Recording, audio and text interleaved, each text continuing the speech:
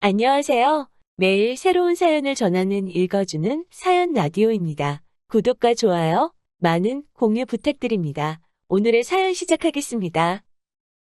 저희는 결혼한 지 6년 차 되는 부부입니다. 남편과 저 사이에 눈에 넣어도 아프지 않은 4살 된 딸아이가 있고 새가족이서 정말 남부러울 것 없이 지내고 있었습니다. 남편보다 제가 1살이 많아요. 그러다 보니 원래는 결혼하자마자 아이를 갖고 싶었는데 결혼을 할 당시에 양가 형편이 넉넉한 것도 아니고 서로 모아놓은 돈도 적었던 상황이라 신혼집을 구할 돈이 많이 모자란 상황이었어요. 양가에서 도움받을 정도로 넉넉한 집안은 아니었어요.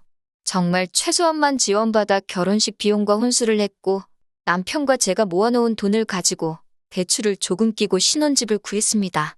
남편이 저보다 1살 아래였는데 가끔은 저보다 어른스럽다 싶을 정도로 책임감도 강하고 성실한 사람이었거든요. 그래서 저도 그 모습에 결혼을 결심했던 거고요.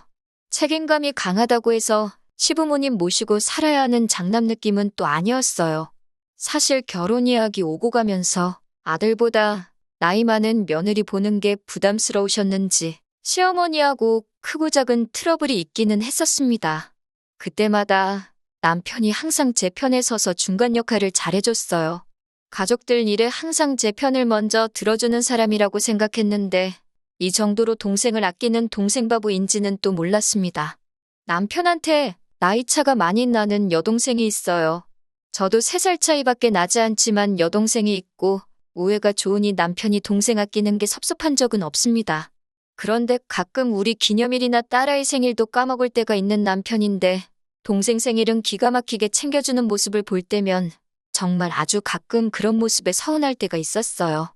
자기 생일이 다가오면 아주 여기저기 광고를 하고 다니는 신우와 달리 저는 그런 거에 별로 연연하는 성격이 아니었기 때문에 그걸 딱히 문제 삼거나 하지는 않았습니다. 뭐 아무튼 남편이 신우를 아껴서가 아니라 저는 신우가 가끔씩 탐탁치 않고 좋게 보이지 않을 때가 있었습니다.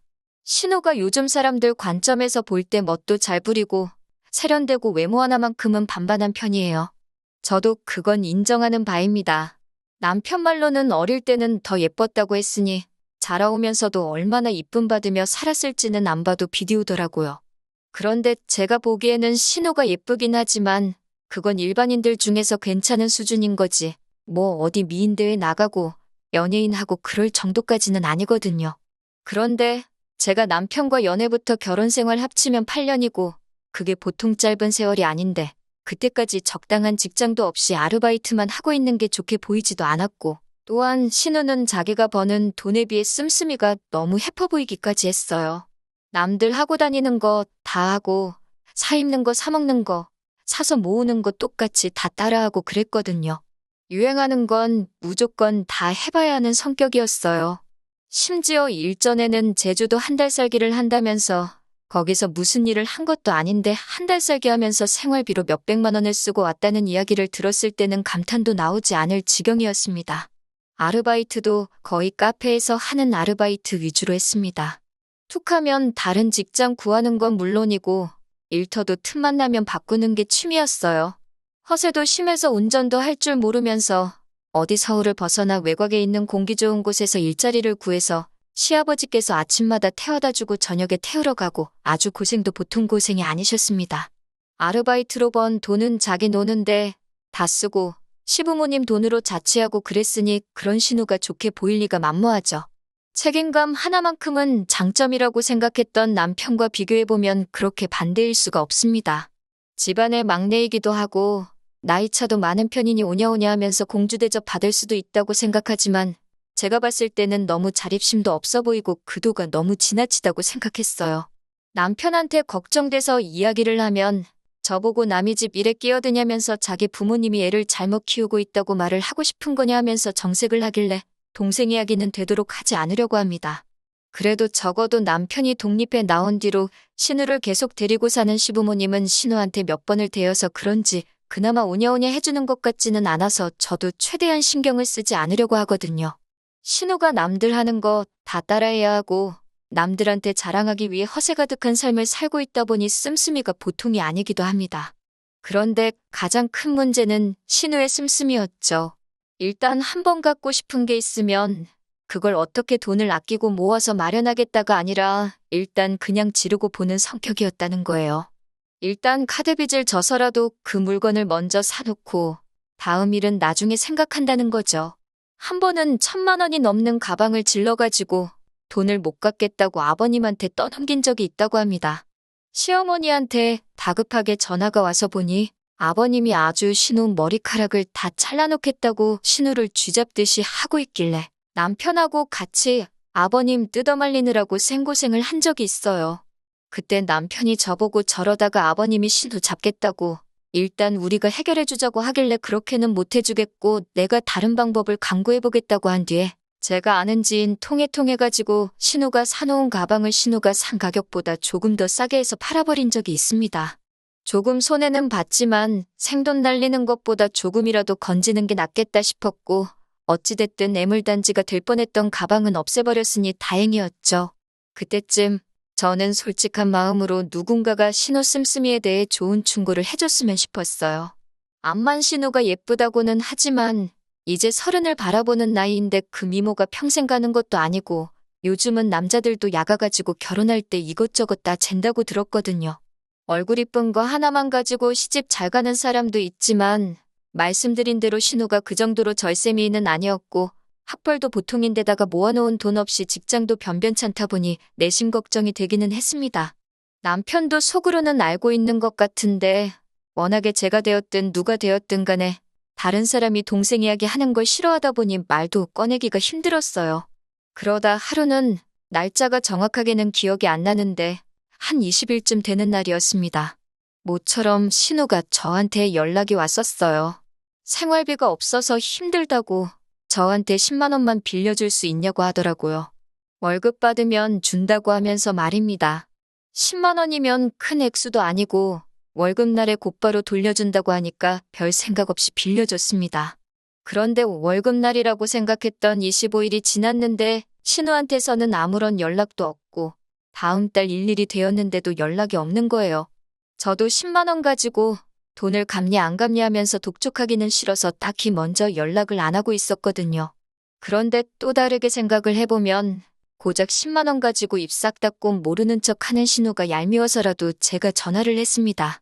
그런데 신우는 오히려 저한테 정색을 하면서 자기가 다 기억하고 있다고 자기가 월급날에 주기로 하지 않았느냐 하면서 오히려 자기가 더 기분이 나쁘단 듯이 나오더군요.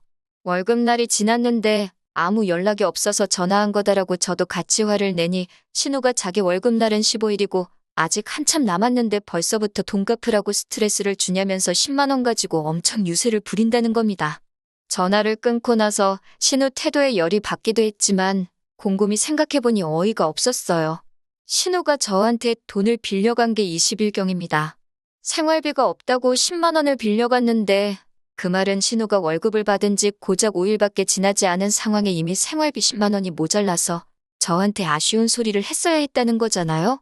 아무리 정규직이 아니고 아르바이트로 연명을 하고 있다고 하지만 이제 곧 30이 되는 여자가 뭘 해야지 월급날에서 5일밖에 지나지 않은 상황에 생활비가 없어서 여기저기 돈을 빌리고 다녔어야 했을까요? 솔직히 신우 인생이기도 하고 워낙 남편이 신우 이야기에 발작하듯이 반응하는 걸 알고 있어서 말을 아끼고 있었지만 정말 한 식구인 입장에서 신우 미래가 걱정되어서 아무 말도 하지 않을 수가 없었습니다. 시부모님께 일단 먼저 전화를 드려서 신우의 상황을 이야기했어요. 시어머니는 제 이야기를 듣고는 자기 딸이 제정신 못 차린 이야기가 쪽팔린 건 아시는지 저보고 이해 좀 해달라고 사정사정을 하시더라고요. 사실 얼마 전에 시어머니한테도 돈을 조금 빌렸다는 이야기까지 해주시더라고요. 언젠간 걔도 정신 차릴 날이 오겠지 하면서 같이 신우욕을 하고 계시니 딱히 할 말은 없었습니다. 어차피 그 돈을 제가 받아내려고 한 것도 아니었으니까요. 그리고 나서 그날 저녁에 퇴근하고 돌아온 남편에게도 신우와 있었던 일을 이야기해줬습니다. 시어머니 반응과는 다르게 남편은 신우 편을 들면서 저한테 또 정색을 하더라고요. 요즘 젊은 애들이니까 그럴 수도 있지 않냐고 하면서 고작 그 10만 원이 아쉬워서 어린 신우한테 눈치를 줬냐고 저를 나무라더라고요. 오히려 그 10만 원은 자기 용돈에서 깔 테니까 신우한테 독촉 전화를 하지 말라고 하는 겁니다. 진짜 정말로 어이가 없었습니다. 솔직히 제가 그 10만 원이 아쉬워서 그랬겠어요? 다 걱정돼서 그런 거였잖아요. 그리고 남편이 자기 돈으로 신우 돈을 갚아준다는데 그것도 어이가 없었어요. 솔직히 제가 생활비 관리하고 있고 남편이 벌어온 돈이긴 하지만 남편이 쓸 용돈 또한 제가 관리하는 돈에서 주는 돈이잖아요? 그 주머니가 그 주머니나 마찬가지인데 내 돈 빌려준 걸 내 돈으로 갚는다고 하니 어이가 없었습니다. 웬만하면 저도 참았을 텐데 신우를 감싸고 돌면서 제가 잘못했다는 식으로 이야기를 하니 아무 말을 하지 않을 수가 없었어요. 솔직히 신우가 정신 차리기 전에 당신부터 정신 차려야 된다고. 신우 지금 나이가 곧 30인데 언제까지 품에 끼고 사는 동생일 것 같느냐고 한마디 했죠. 그리고 요즘 젊은 애들이라고 신우를 자꾸 감싸는데 내가 신우 나이 때 당신하고 결혼 준비한다고 모아놓은 돈이 7천만 원이 넘었다. 지금 신우보다 훨씬 어릴 때부터 나는 미래 대비하고 돈을 모으지 않았느냐 따졌습니다. 지금 신우가 한심하다는 걸 돌려서 한 말이고 앞으로 인생 살아가려면 철도 좀 들고 정신 차려야 되겠다고 말을 했었는데 전곡을 찔렀는지 남편도 더는 성질을 못 내고 아무 말 없더라고요. 결국에는 꼬리를 내리고 자기가 신우랑 잘 말해보겠다고 했습니다. 어렴풋이 남편도 알고 있었던 거죠. 신우 상황에 솔직히 한 살이라도 어릴 때 돈이라도 한 푼 더 모아놓던지 정신 차리고 괜찮고 눈먼 적당한 남자 찾아서 하루빨리 시집 가버리는 게 지금 신우 상황에서 최고의 선택이라는 것을 말이죠. 그리고 신우가 저희 집에 찾아오고 남편하고 셋이서 툭 터놓고 꽤 오랜 시간 이야기를 나눴습니다. 신우도 신우 나름대로 고충이 있고 나름 자기 상황이나 주제 파악을 어느 정도 하고 있더라고요. 예전에는 자기 좋다고 따라다니던 남자들도 직장 자리 잡히고 안정되고 하니까 콧대 놓고 기센 저를 계속 쫓아다니지 않더라. 자기 아니면 죽겠다던 남자들 지금 보면 다 어디서 젊은 여자 물어가지고 결혼한 사람도 덜어 있다더라 하면서 자기도 하루빨리 정착을 하고 싶고 저한테 빌린 돈도 사실 그것 때문에 꼭 쓸 곳이 있어서 필요했었다 하면서 자기가 꼭 갚는다고 잊고 있는 게 아니라 하고 있는 겁니다. 또 생각보다 자기 상황도 잘 알고 있고 생각도 많고 미래 대비도 하고 있는 걸 보니 제가 너무 시부모님한테까지 말해가며 오지랖을 부렸나 싶기도 하고 알아서 잘하겠거니 싶기도 했습니다. 그래서 저도 돈 10만 원 때문에 그러는 게 아니라 내 남편의 가족이니까 해준 말이라고 어떻게 좋게 마무리 지어서 훈훈하게 이야기를 끝냈습니다. 그런데 문제는 지난주에 터져버렸어요. 신우가 10만 원을 빌려간 사건이 이렇게 크게 돌아올 거라고는 아무도 생각 못했을 겁니다. 신우가 10만 원이 필요했던 진짜 이유는 신우가 결혼을 전제로 만나고 있던 사람이 있었다는 거예요. 말만 들으면 그래도 신우가 자기 앞가림을 나름대로 열심히 하고 있었구나 싶어서 눈물이 다 날 정도로 감동적인 상황이었겠죠. 심지어 둘이 이야기가 잘 돼서 얼마 전에 프로포즈를 받았다고 하는 겁니다. 좋은 일이라고 축하해주는 자리인 줄 알고 신우한테 정말 잘됐다 하면서 축하해주고 있었는데 시부모님도 그렇고 남편도 안색이 썩 좋아 보이지는 않았어요. 무슨 일인가 싶었는데 결국 나오는 이야기는 돈 이야기더군요. 신우가 모아놓은 돈이 한 푼도 없는 게 문제라는 겁니다. 그게 무슨 말이냐고 설마 그 남자가 신우 상황도 모르고 프로포즈를 한 거냐고 물어봤어요. 이야기를 점점 듣고 실상을 알고 나니 정말 어이가 없어서 웃음도 나오질 않더군요. 신우가 그 남자하고 결혼을 하기 위해서 보통 허세 아닌 허세를 부려서 일이 커졌던 겁니다.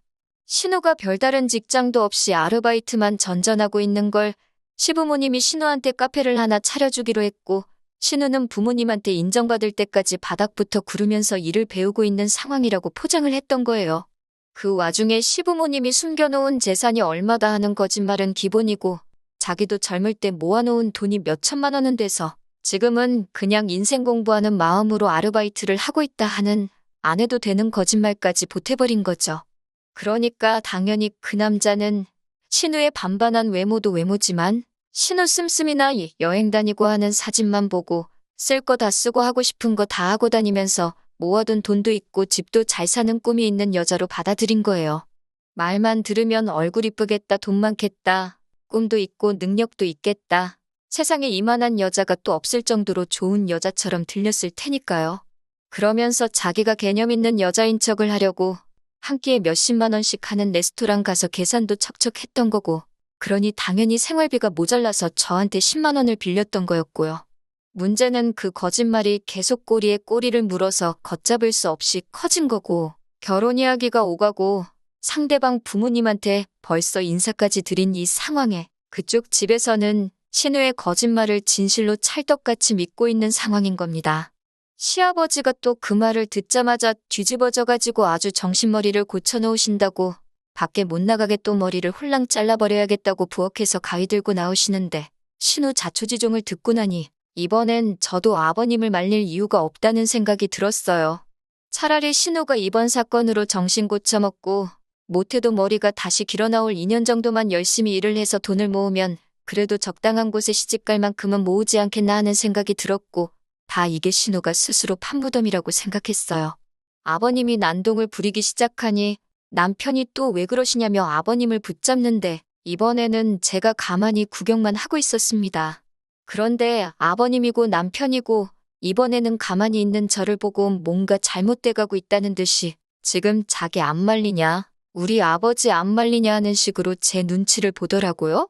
막상 가위까지 들고 나온 아버님도 저번에 1,000만 원짜리 명품 백대는 저랑 남편이 둘이 달라붙어도 떼어놓기가 힘들 정도로 난동을 부리셨었는데 이번에는 제 눈치를 슬쩍 보시다가 아버님 혼자 안정을 되찾고는 자리에 슬쩍 앉으시더라고요. 그때부터 괜히 아버님이 혹시 나보고 보라고 쇼를 하고 있는 건가 하는 촉이 들기 시작했습니다. 아니나 다를까 아버님이 굉장히 진정이 된 말투로 그래도 제 시집은 보내야지 않겠냐 하면서 머리를 자를 수는 없지 하고 마시더라고요.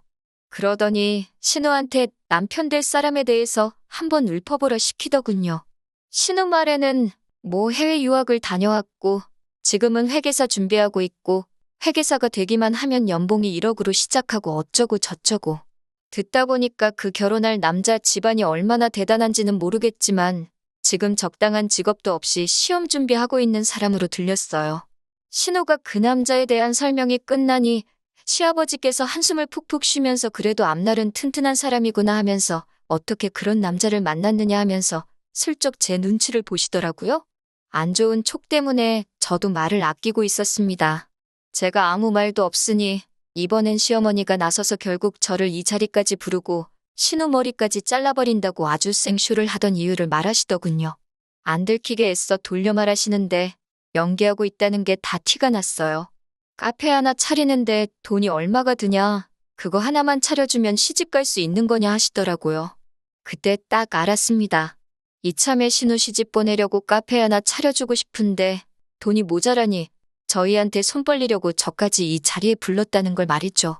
그리고 거기에 아버님이 신우를 죽일 듯이 달려들면 제가 그 명품 가방 사건 때처럼 어떻게든 그 돈을 융통해 줄 거라고 계산을 했던 거예요. 지금도 똑같이 아버님이 신우를 죽이네 살리네 쇼를 하고 있으면 당황한 제가 어떻게 상황 뜯어말리며 신우 카페 차릴 돈을 턱 내놓지 않겠냐는 계산이었던 거겠죠. 그래서 아버님한테 가위를 다시 드리면서 신우 머리카락을 아주 잘라버리는 게 좋겠다고, 이거는 카페를 차려준다고 되는 일이 아니라고 했습니다. 돈 버는 거 말고는 다른 거 생각도 못 나게 아주 혼쭐을 낸 다음에 정신 차리게 만들어서 신우 스스로 돈 모아서 시집갈 사람 찾게 만들어야 한다고요. 아버님이 쩔쩔매시길래 제가 가위를 뺏어들어서 정 모하면 제가 머리를 대신 잘라드릴까 했죠. 제가 예상 외의 반응으로 나오니 온 가족이 당황을 하더라고요. 그러더니 태도를 바꿔서 신우가 결혼할 사람 집구석이 어떻고 사실 좋은 기회이지 않냐 그러길래 그 집에 진짜 금송아지가 있는지 우리가 알게 뭐냐고, 저도 시집 올 때 신우가 이렇게 모질이인 줄 몰랐지 않느냐고 한마디 했어요. 말 맞다나 그 남자가 지금 시험 준비한다는데 제 눈에 안경이라고 그렇게 훌륭한 사람이 설마 신우를 진짜 신부감으로 생각하겠냐고, 뭔가 구려도 보통 구린내가 나는 게 아니지 않냐고 한마디 했죠. 신우 표정이 잔뜩 일그러지더군요. 그러니 동생이면 죽고 못 사는 남편이 상대를 잘못 알고 저한테 성질을 내기 시작하는 겁니다.